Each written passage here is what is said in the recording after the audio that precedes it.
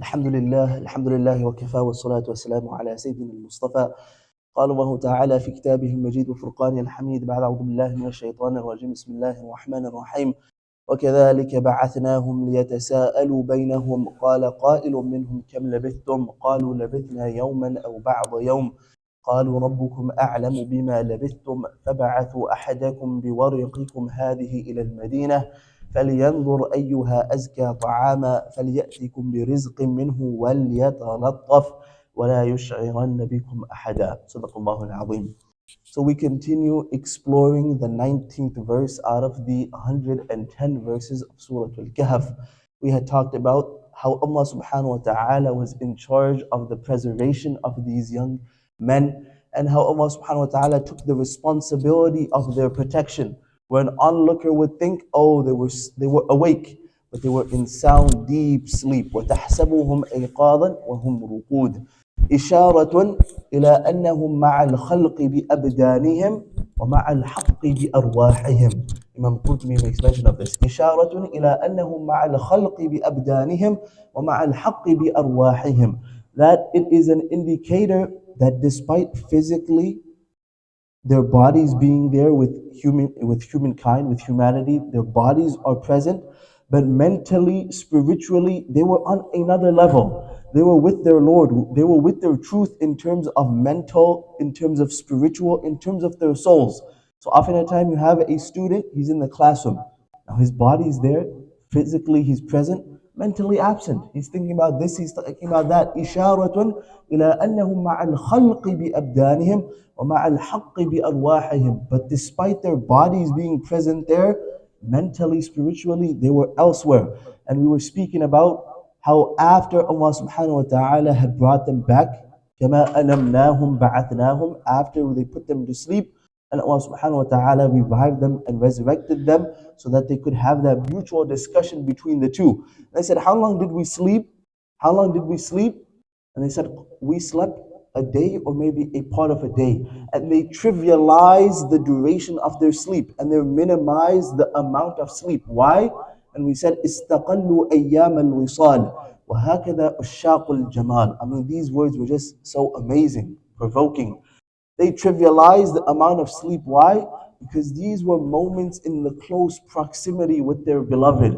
These were moments in close company and association with Allah subhanahu wa ta'ala. وَهَكَذَا أُشَّاقُ الْجَمَالِ. This is how it is when people are fond of one another. ويقال مقام المحب مع الحبيب وإن طال قصير وزمان الاجتماع وإن كثر يسير إذ لا يقضى من الحبيب وتر ولو فني الدهر ومر. That the position of the one who's in love with his beloved, even if it is for a lengthy duration, it always seems too short. وإن طال قصير, it could be lengthy but it seems too short. And their frequency in visitation and seeing one another. وَإِن كَثُرَ, even if it may be a plethora and a large amount, يَسِيرٌ, it always seems to be easy to meet again. Because there is never enough time when you are with your beloved. وَلَوْ فَنِيَ الدَّهْرُ وَمَرَّ, even if ages were to pass, years were to pass. وَلَا يَكَادُ يَعُدُّ الْمُحِبُّ اللَّيَالِي إِذَا كَانَ قَرِيرُ الْعَيْنِ بِالْوِصَالِ. That when the lover is with his beloved, he's not counting the days to pass. He's not counting the minutes to pass. إِذْ كَانَ قَرِيرُ الْعَيْنِ بِالْوِصَالِ. When the coolness of his eyes is in that company, is in meeting. And when we are referring to Allah subhanahu wa ta'ala, obviously, Allah subhanahu wa ta'ala is mawjood bila jism, bila jiha, bila makan. So we're not saying that they're in close proximity physically to Allah subhanahu wa ta'ala. In the tafsir of the ayah, إِنَّ الَّذِينَ عِنْدَ رَبِّهِ لَا يَسْتَكْبِرُونَ عَنْ عِبَادَتِهِ. That those who are with their Lord, إِنَّ الَّذِينَ عِنْدَ رَبِّهِ لَا يَسْتَكْبِرُونَ عَنْ عِبَادَتِهِ. Obviously, they are not with Allah subhanahu wa ta'ala. So Imam Qurtubi he says, مَنْزِلَةً لَا مَنْزِلَةً.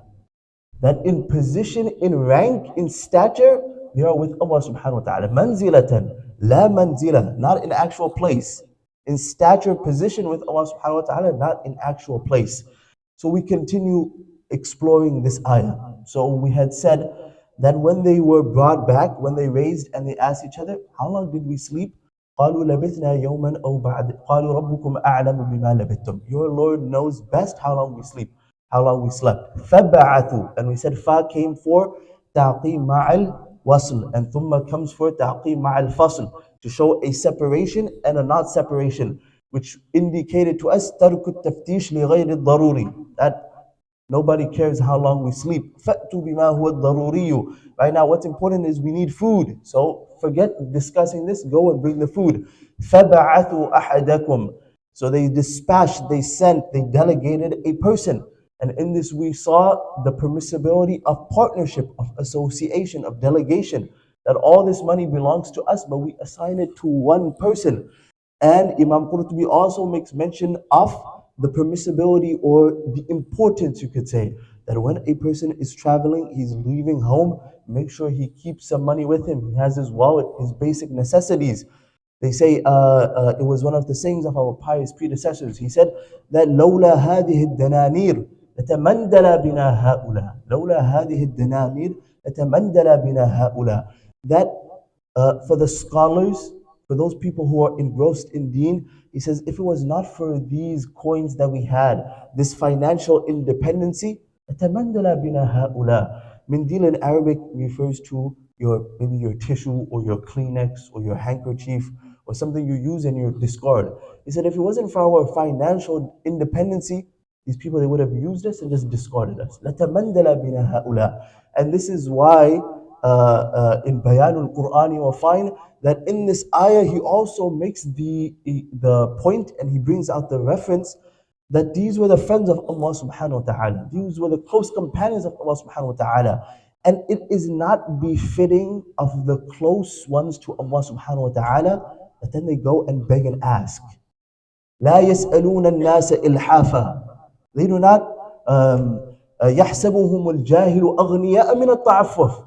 A person, an onlooker who's a stranger, unbeknown to these people, these are the friends of Allah subhanahu wa ta'ala, unbeknown to these people, a stranger will think, يحسبهم الجاهل أغنياء. He will perceive, he will consider, he will think, he will deem it, and man, these guys, they must be pretty rich. Why? من التعفف, because they don't ask. They seem to have it all. تعرفهم بسيماهم. But they can be their poverty can be recognized by the signs and indications that their clothes are patched up. They seem to be hungry. The signs are there. And this is also a lengthy discussion that comes where in the absence of evidence, evidence can be made just from subtle hints and indications. But we will not get into that discussion at this moment. تعرفهم بسيماهم لا يسألون الناس إلحافا. Now, ilhafa means to be persistent. But most of the mufassirun, they say, or some of the mufassirun, they will find that this Allah subhanahu wa ta'ala over here is not talking about persistently asking, but in it is to be emphatic. They don't ask at all. Forget persisting, they are not asking at all. This is from the characteristics and the attributes of the friends of Allah subhanahu wa ta'ala. So we don't ask, we have our own money. فَبَعَثُوا أَحَدَكُمْ بِوَرِقِكُمْ. Now, ba comes for taba'id. That we have maybe 10 coins. Now, if we give all 10 coins to this guy, and he goes to wherever he's going, we'll get there. He goes. Now, say a highway robber comes, he robs him. A bandit comes, he takes his money. Now, what's left? They're stranded. They have no money. So Urani sends Karam into the grocery store. He says, "Hey, go buy some milk," and he gives him his whole wallet. Now he has his credit card, debit card, license. $100 cash. He goes in the store, Karan comes out with 2 buckets of ice cream. They get home, Ronnie opens it. Wait, where's the milk? Oh, I just bought it frozen. No, we just melted, we have milk. He said, what do you, give me my wallet, I'm going to the store. Karan's like, oh, I lost your wallet. Now he's stuck. He's got no credit card, no debit card, nothing. Just take out $5 and give it to the kid. You'll save yourself so much. You never know what's going to happen. So they said, no, we're not sending him with all the money. We give him a little bit of money. We don't know, he may get robbed, he may get stolen. No, he may even make it to the market and he buys something inedible. But he spent all our money, now we're lost. So they فَبَعَثُوا أَحَدَكُمْ بِوَرِقِكُمْ, with some of our money. And what is silver coins? Some of these silver coins. إلى المدينة. Now Medina is what's used for a place where there is population. There has to be people there, not some rural areas. This is an urban area that there has to be people, population. And Imam Qurtubi says that the name of this city was Turtus. Turtus. Send someone to the city. فابعثوا أحدكم بورقكم هذه إلى المدينة فلينظر أيها أزكى طعاما. My word. فلينظر أيها أزكى طعاما.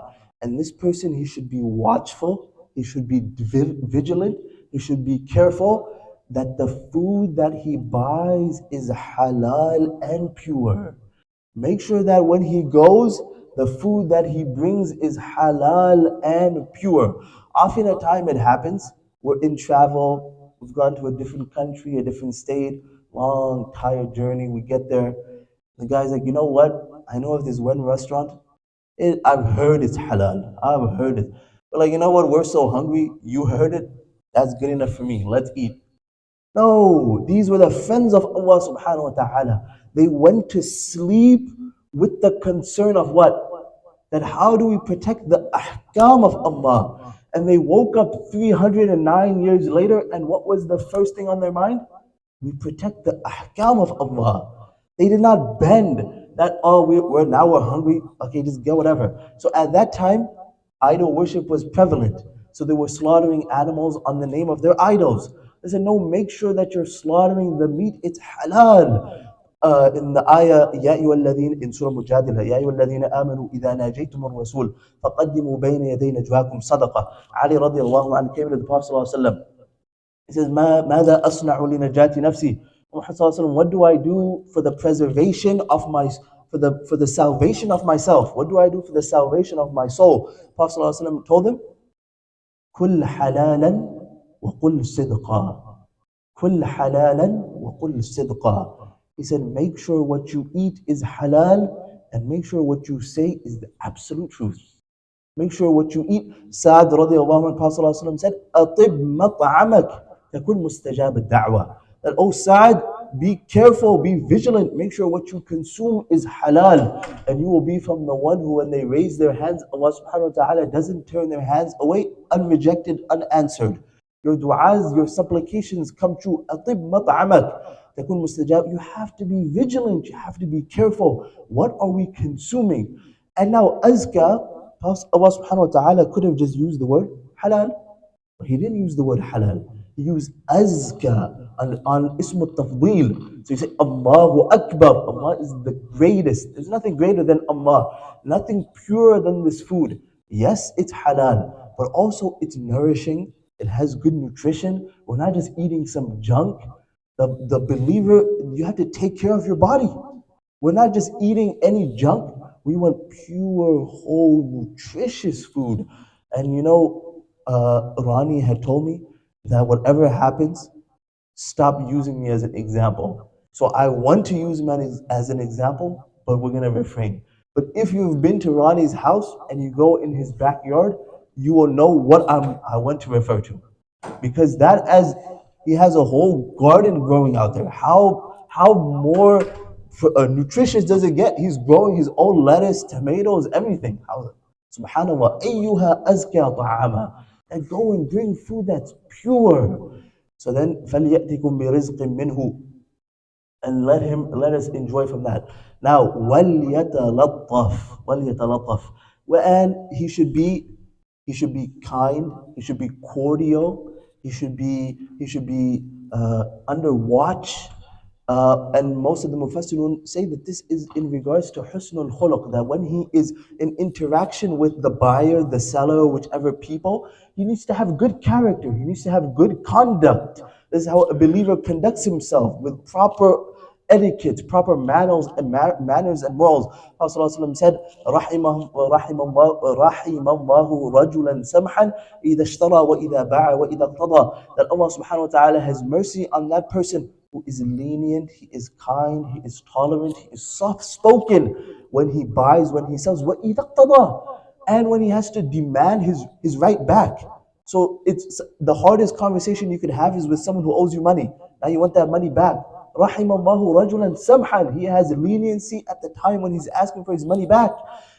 Inna rifqa, the kindness, to be soft, to be lenient. When it's added to any equation, it enhances it. And when it's subtracted from any equation, and it makes it ugly. It makes it so you could say one thing, but you say it in a nice way. It has a profound impact. But say the same statement, same words, but couple it with anger and shouting, and you can see that the listener, he doesn't care. You got Allah Subhanahu wa Taala says in the Quran that, oh Muhammad Sallallahu Alaihi Wasallam, if it wasn't for your soft nature, if it wasn't for the soft nature, فَضًّا غَلِيظَ الْقَلْبِ لَانْفَضُّوا مِنْ حَوْلِكَ, then these people, they would have just abandoned you. They would have left you if you had hard, غَلِيظَ الْقَلْب, if you were hard-hearted. لَانْفَضُّوا. Allah Subhanahu wa Taala could have said, لَتَرَكُوكَ لَفَارَقُوكَ. They would have abandoned you. They would have left you. لَانْفَضُّوا. They are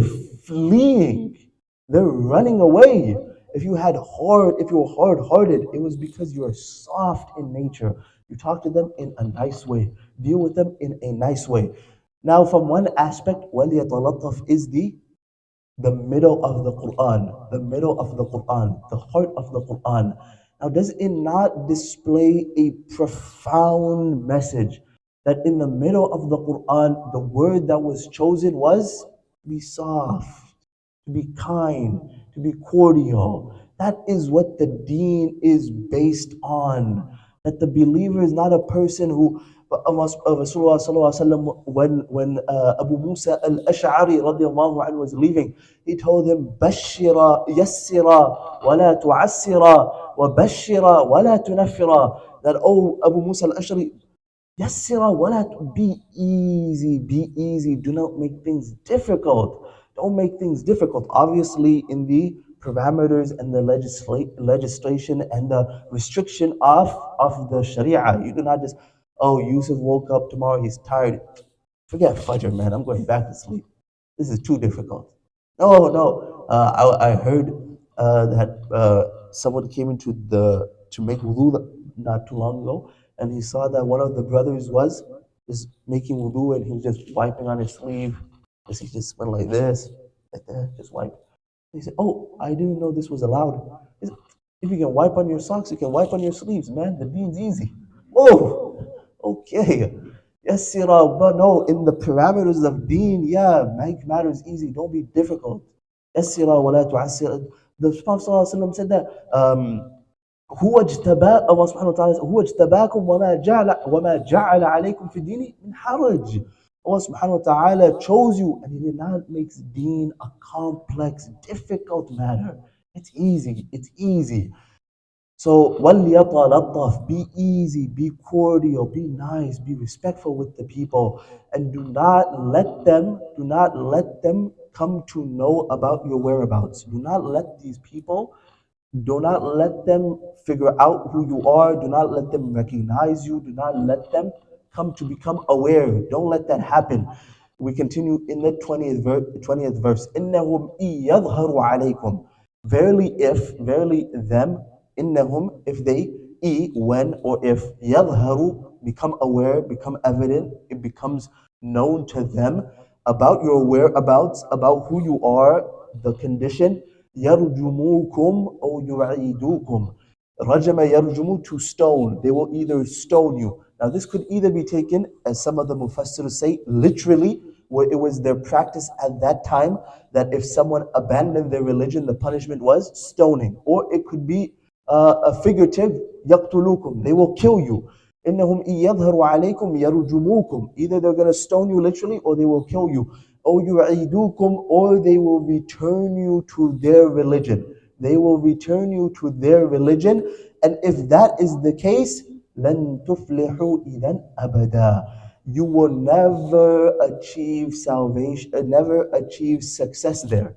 If that happens, they return you to their millah, to their religion, you will never achieve success. Now, I will end with this academic type of discussion. I'm going to try my best to make it simple as possible, but this is a deep, deep academic debate. Now, Allah subhanahu wa ta'ala said, Lan. for ta'kid, emphasis. Never. أفلح يفلح, to be successful. لن تفلحوا, إذن, there.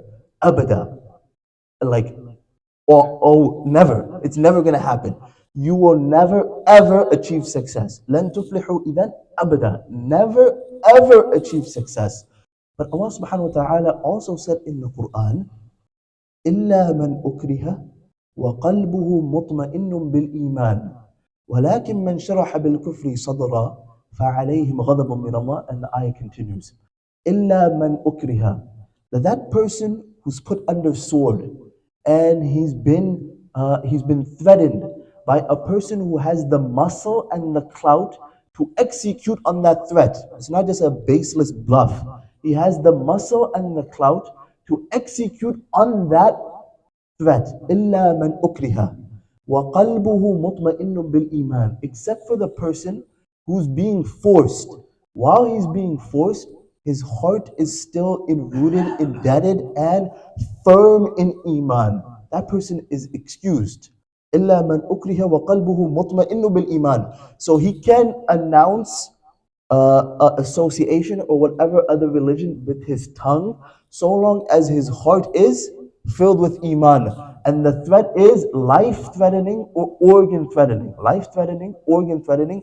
He can proclaim disbelief so long as his heart is rooted in belief, in iman. Now this is an ayah from the Quran, and it continues, وَلَكِنْ مَنْ شَرَحَ بِالْكُفْرِ صَدْرًا, whoever just accepts their disbelief open-heartedly, فَعَلَيْهِمْ غَضَبٌ مِّنَ اللَّهِ, then they have the punishment of Allah, and the wrath continues. But this ayah right here, إِلَّا مَنْ أُكْرِهَ وَقَلْبُهُ مُطْمَئِنٌ بِالْإِيمَانِ, does it not show that if this person, and by the way, Imam Qurtubi has made mention that the name of this person that they sent, فَبْعَثُوا أَحَدَكُمْ, فَبْعَثُوا أَحَدَكُمْ, the name that his name was either Yamliha or Tamliha. Yamliha or Tamliha. فَبْعَثُوا أَحَدَكُمْ Yamliha or Tamliha. I had mentioned a name last week. Does anyone remember what that name was? The name of, they say the Ra'is, Qala Qa'il, his name was Muqsalmina, Muqsalmina. So now you have Muqsalmina and Yamliha or Tamliha. So they say, so if Yamliha or Tamliha, whatever it may be, he is made to denounce his religion, will he not then be successful on the basis of this ayah? Yes or no? Yes, right? Because he's being forced, his heart's still in Iman, and he's being forced by the king, so he will still have success. So then why did Allah subhanahu wa ta'ala choose to use the words وَلَن تُفْلِحُوا إِذًا أَبَدًا when a clear-cut explanation is given and permissibility is given? How does that make sense? So the Mufassirun give two beautiful explanations. They say, one, yes, if he was to denounce his religion by tongue and not by heart, his iman and his success will still be intact, but he will not achieve the level of success that we're reaching for. He will not reach the pinnacle of success. He will not reach the climax of success. And this goes into the debate and the discussion that in Deen you have two options. You have rukhsat and you have azimat. You have rukhsat and you have azimat. Rukhsat means concession, and azimat means the ideal. So yes, he could take the concession. That's fine. But we don't consider the concession to be success. We're only concerned with the ideal. So take that, that's fine. But that we're on a different level. We consider only the ideal. That is what is success.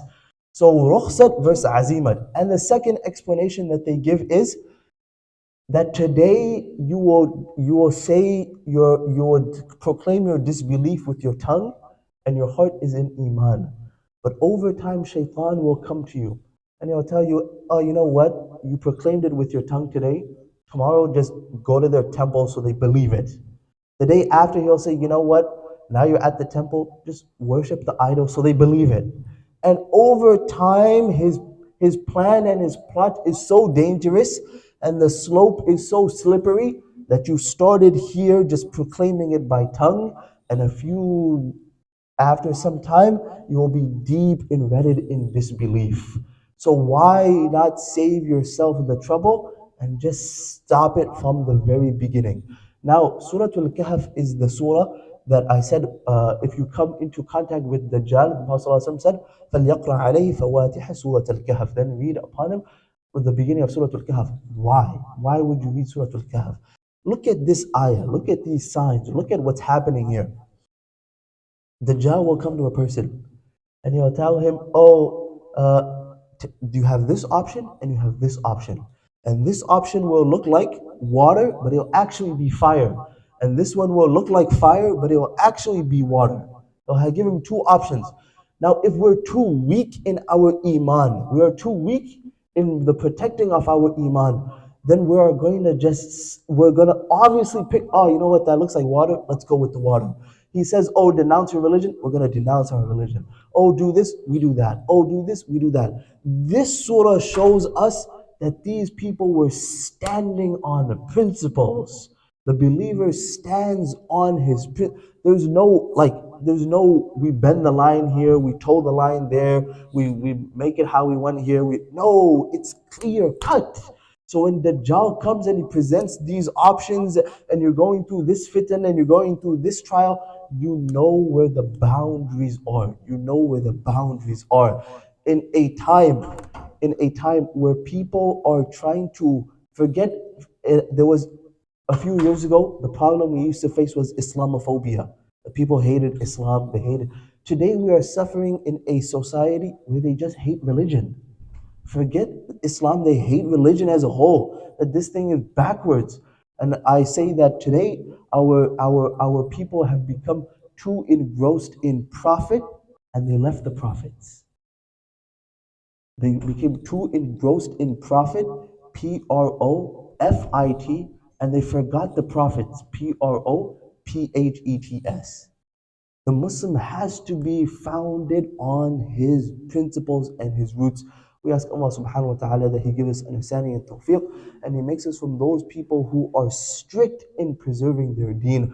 Allahumma hdina fi man hadayt, wa afina fi man afayt, wa tawallana fi man tawallayt, wa barik lana fi ma a'tayt, wa qina wasrif anna sharra ma qadayt, fa innaka taqdi wa la yuqda alayk, innahu la ya'izzu man adayt, ولا يذل من واليت تباركت ربنا وتعاليت نستغفرك ربنا ونتوب إليك اللهم اهدنا واهد بنا واهد الناس جميعا واجعلنا سببا لمن اهتدى اللهم آتنا في الدنيا حسنة وفي الآخرة حسنة وقنا عذاب القبر والنار اللهم تقبل منا إنك أنت السميع العليم وتب علينا يا مولانا إنك أنت التواب الرحيم اللهم طهر قلوبنا من النفاق يا مصرف القلوب صرف قلوبنا على طاعتك يا مثبت القلوب ثبت قلوبنا على دينك اللهم إنك عفو تحب العفو فاعف عنا اللهم إنك عفو تحب العفو فاعف عنا اللهم إنك عفو تحب العفو فاعف عنا اللهم قنا عذابك يوم تبعث عبادك